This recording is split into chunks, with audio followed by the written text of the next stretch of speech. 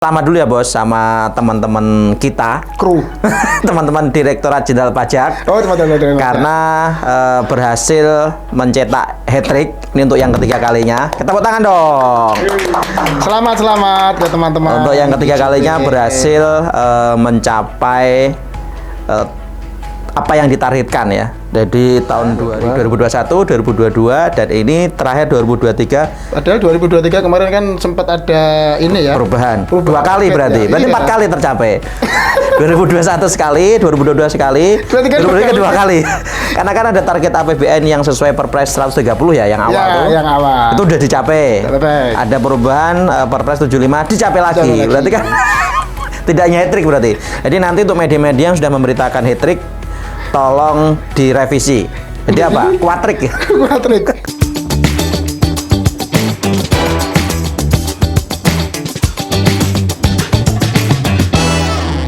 Assalamualaikum warahmatullahi wabarakatuh. Kita jumpa lagi di Podcast santai seputar pajak. Bersama saya Arif dan saya Gofur. Kita akan berdiskusi kaitan dengan realisasi penerimaan perpajakan tahun 2023 dan juga kira-kira penerimaan perpajakan 2024 atau target 2024 itu. Pertama kita ucapkan selamat dulu ya bos sama teman-teman kita, kru, teman-teman Direktorat Jenderal Pajak. Oh, teman-teman. Karena berhasil mencetak hat-trick ini untuk yang ketiga kalinya. Kita tepuk tangan dong.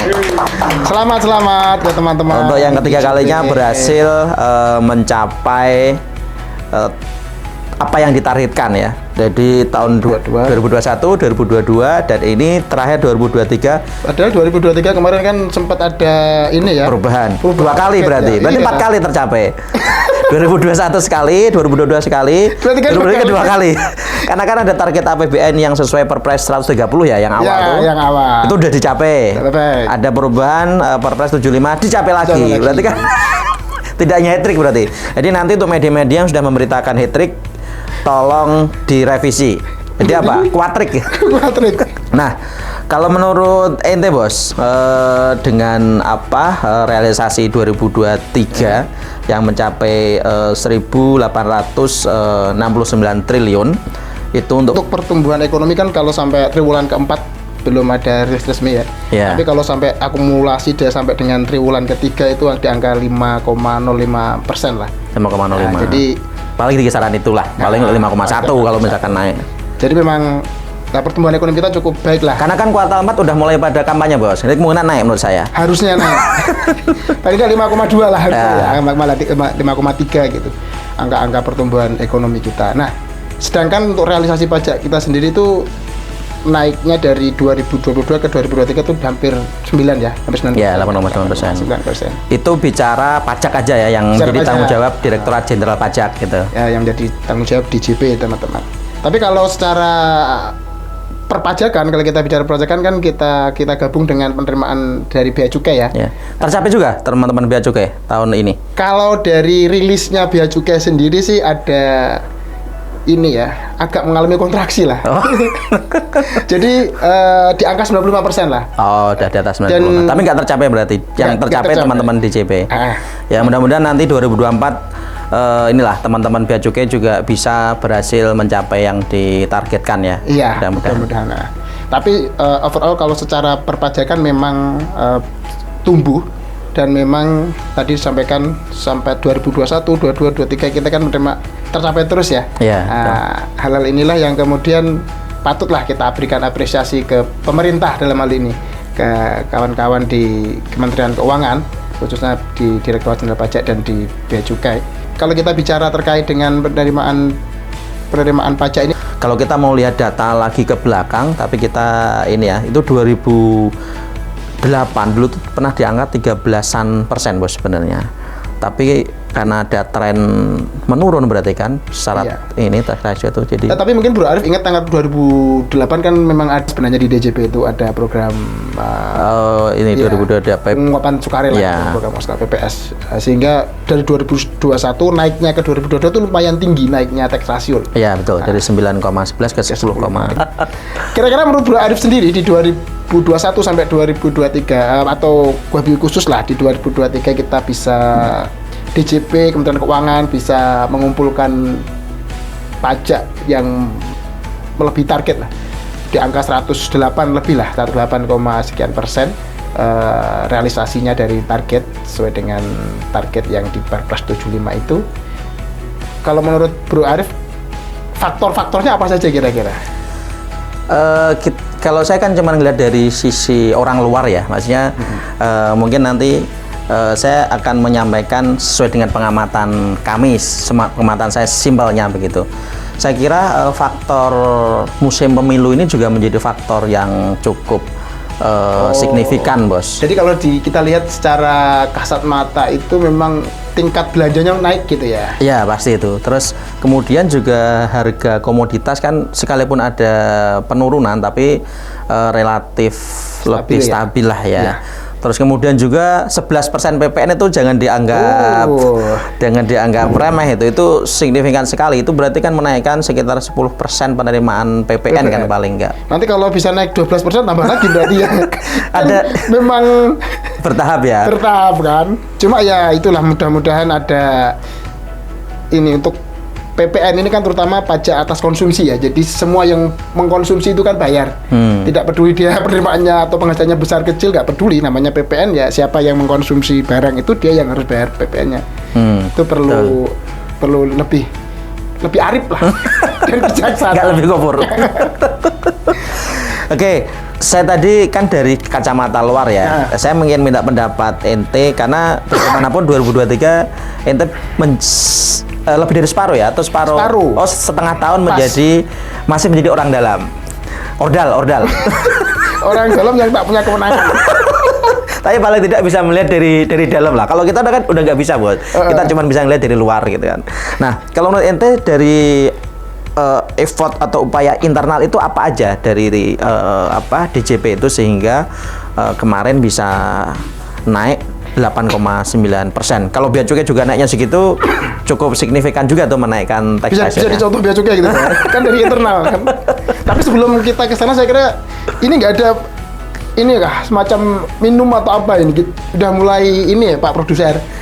Ente sakit mulu sih. Apa nih? Minum. Wes. Terima kasih dikasih minum juga akhirnya sama Dia Pak lagi Produser. Seadanya. Iya nih. Kalau minumnya seadanya nggak apa-apa, Kang. Yang ngasih mbok ya diada-adakan ya. Begini. Ini minumannya bening, orangnya nggak bening. Yang bening dong. Dengar-dengar lagi ngomongin cukai ini. Iya, tadi kita bahas Ya, pajak sama penurunan cukai. Gimana? Ada masukan dari Kang Darsim? Enggak itu. Saya kan teman-teman saya mayoritas kan perokok gitu. Tapi sekarang mereka rokoknya aneh-aneh gitu. Kenapa gimana? Aneh-aneh gitu, malah nggak kenal saya rokoknya apa gitu. Belum kenalan sih. Saya lihat kayaknya kok rokoknya belum bercukai gitu, belum ada cukainya. Nah, kalau kita beli produk-produk begitu yang belum bercukai, ngaruh nggak sih ke pendapatan cukai kita gitu? Pasti. Oke. Dijelaskan. Nanti kita, karena yang tanya orang yang minum kita jawab juga lah sejauh yang kita tahu. Saya tidak ingin mengomentari terlalu dalam. Tapi memang kalau seperti apa yang ditanyakan oleh Kang Darsim tadi soal sekarang semakin marak rokok-rokok yang secara nama itu mungkin belum pernah lihat, belum pernah dengar sebelumnya begitu. Jadi memang ada yang tidak bercukai, artinya rokok-rokok ilegal. Tapi ada juga yang dengan semakin mahalnya harga rokok-rokok premium, sehingga banyak muncul merek-merek antah berantah, merek-merek ujuk-ujuk. Tiba-tiba ada itu, karena harganya semakin mahal. Kemudian muncullah rokok-rokok ini, mereka mengkonsumsi ini kan tentu saja akhirnya konsumsi rokok secara nilai itu kan mengalami penurunan karena banyaknya merek-merek baru itu tadi dengan gitu. harga yang lebih inilah ya. Ya, lebih kecil gitu. Jadi memang itu juga saya pikir menjadi salah satu faktor ya penurunan penerimaan dari sisi tadi juga, yang menjadi tanggung jawab bea cukai. Bos, tadi kan pertanyaan sudah kita respon kaitannya dengan upaya-upaya internal tadi seperti apa yang sudah dilakukan oleh iya. DJP selama 2023? 2023 mungkin memang ada yang sedikit berbeda ya di pengalaman saya selama masih setengah tahun lah 2023 itu di KPP. Di situ ada komite kepatuhan sih. Oh, sekarang ada komite kepatuhan? Komite kepatuhan itu dibentuk mulai dari komite kepatuhan itu dia ada di kantor pusat. Oh, ada juga? Iya. Oh, di PKP? Atau di mana? Langsung Pak Dirjen langsung yang wow. ini. Kemudian di Kanwil, kemudian di KPP. Nah, dengan adanya komite kepatuhan itu tentunya akan memberikan efek ya. Ya, karena lebih fokus kan untuk bagaimana misalnya mengontrol. Dari sisi ini ya, dari sisi pemberian surat SP2DK lah. Kita ngomong karena pengalaman saya sebagai AR itu dari sisi itu sudah semakin mengerucut. Jadi ketika AR itu melakukan analisa itu nggak boleh secara parsial. Jadi harus all taxes, harus menyeluruh sama seperti pekerjaan dari fungsional. Pemeriksa. Sehingga itu pun akan ditentukan, Bos. Jadi mungkin triwulan pertama itu berapa wajib pajak yang harus kamu lakukan pengawasan gitu. Jadi nggak boleh nggak ditentukan di situ, namanya melakukan pengawasan nggak bisa kalau sudah kita tentukan. Tuh berarti adanya memang strategi baru untuk membentuk komite kepatuhan dari tingkat pusat sampai dengan KPP. Level KPP. Terus apa lagi, Bos? Selain itu, Bos? Mungkin terkait dengan ini ya, proses digitalisasi ya, yang memberikan kemudahan terhadap ini wajib pajak. Digitalisasi bentuknya apa tuh? Layanan-layanan lah, servis yang diberikan oleh DJP itu sebagian besar saat ini bisa diakses melalui websitenya DJP, melalui akunnya DJP dan semuanya. Tidak harus hadir secara fisik gitu ya? Secara fisik, sehingga dengan itu lebih memudahkan tentunya dan lebih simpel. Wajib pajak bisa jadi yang sebelumnya malas bayar pajak nih, lapor pajak, akhirnya meningkatkan kepatuhan meningkatkan kepatuhan kan secara otomatis. Kalau peningkatan kepatuhan itu bisa meningkatkan penerimaan pajak kan, dan memang dari sisi kepatuhan. Saya kira itu sih. Kalau dari sisi pelayanan, sisi pengawasan itu juga sudah ada digitalisasi belum? Atau masih manual kayak saya waktu dulu masih di KPP? Atau sudah semuanya menggunakan sistem apa segala macam? Jadi kalau pengawasannya sih sudah membuat kertas kerja analisis sama laporan itu sudah digital. Jadi kita scan, kita input hasil dari cuma produknya penggalian datanya masih mandiri atau disupport full data atau bisa mix ada dari dulu mungkin di tempat ente lah ya yang dulu membantu di direktorat DIP sana menurunkan data. Di Kanwil juga ada, kadang-kadang ada tim sendiri, tim penggalian potensi. Di KPP juga ada, tapi kalau di KPP lebih biasanya tinggal menggunakan ya, kemudian di mix dengan analisa mandiri mereka. Analisa mandiri mereka. Berarti tadi layanan juga sudah dilakukan digitalisasi, pengawasan juga sudah cuma belum sepenuhnya kalau pengawasan, campuran gitu. Jadi produknya SP2DK itu masih belum digital, jadi tetap di print dikirim kan, mungkin nanti ya. Harusnya kan. Tapi untuk proses menemukan datanya apa sudah digitalisasi. Digitalisasi. Ada lagi mungkin? Kalau menurut saya itu aja sih. Kemudian ini kan kita sudah masuk di 2024 ya, Bos. Ya, sudah. Ini sudah mulai di awal bulan di Januari. Nah, kalau kita lihat kan di dalam APBN 2024 itu kan target perpajakan kan mencapai 2.309 triliun. Ya.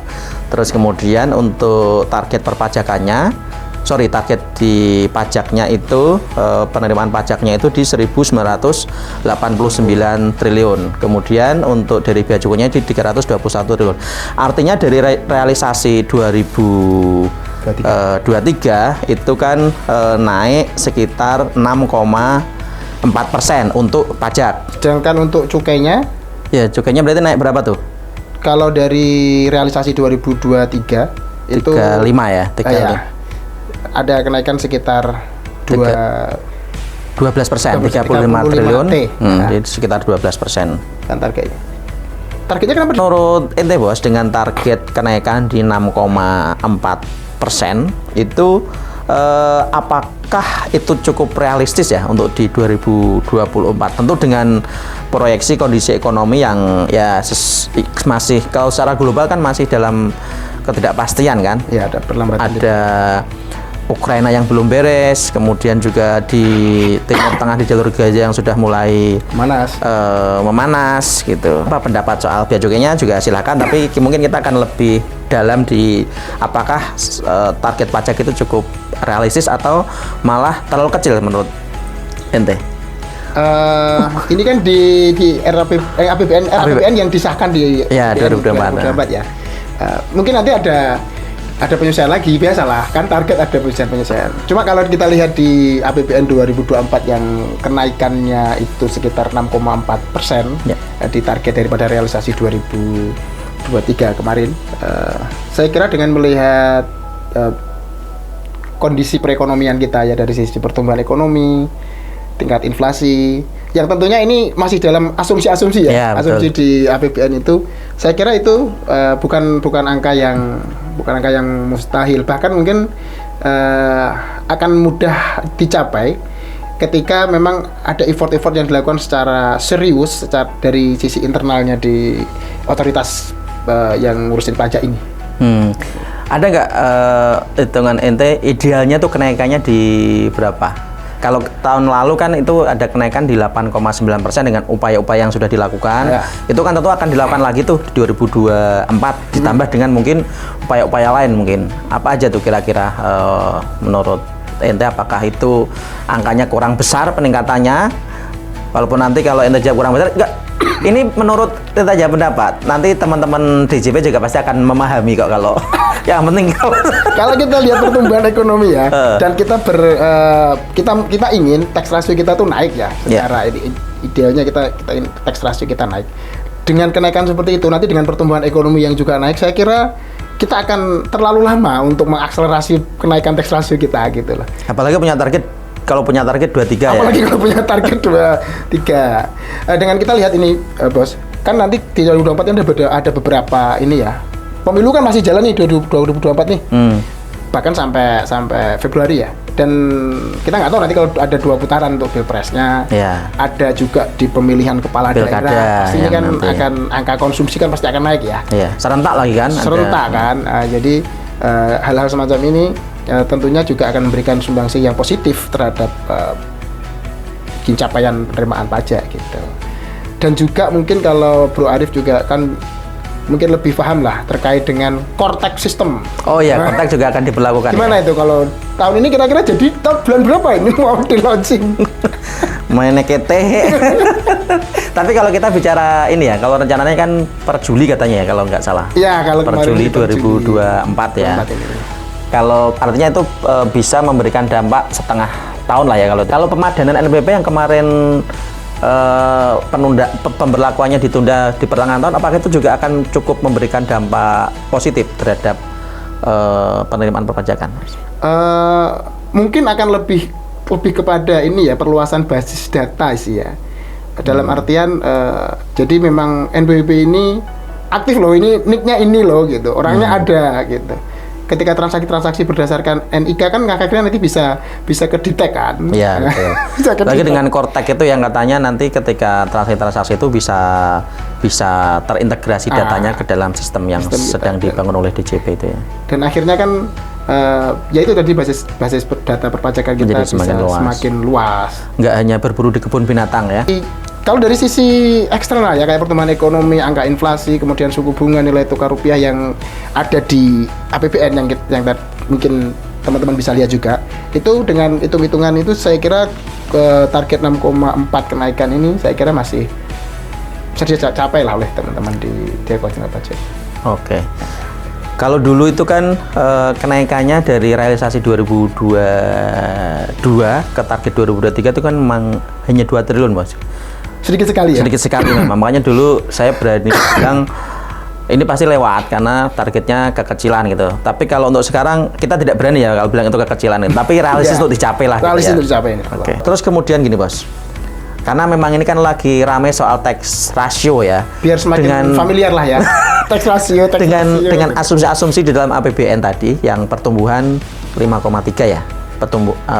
APBN 2024 5,3. Kemudian kira-kira tax ratio-nya itu di angka berapa? Kalau dengan asumsi semuanya tercapai sesuai target ya, nggak ada lebih, pokoknya sesuai target itu. Kalau kita asumsikan yang tadi ya, kita ikuti asumsi di APBN yang 5,3 pertumbuhan ekonomi. Oke. Kemudian juga ada target kenaikan target pajak yang dari realisasi tahun kemarin ya, 2023 yang 6,4 ya, 6,4%. Nah, sekali lagi kan PDB 2023 ini kita belum dapat resmi ya. Ya. Nah, kita asumsikan asumsi 5% tadi ya.